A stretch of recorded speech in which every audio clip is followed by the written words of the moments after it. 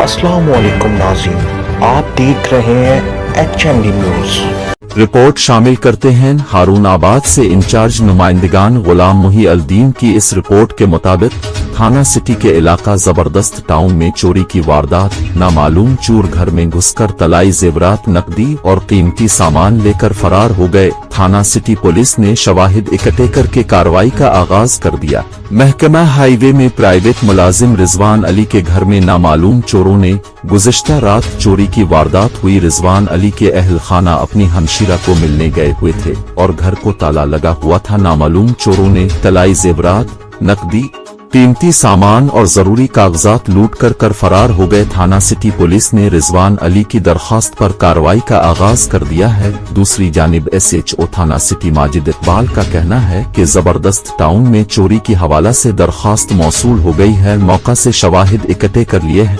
तफ्तीश जारी है, जल्द ही चोरों को गिरफ्तार कर लेंगे।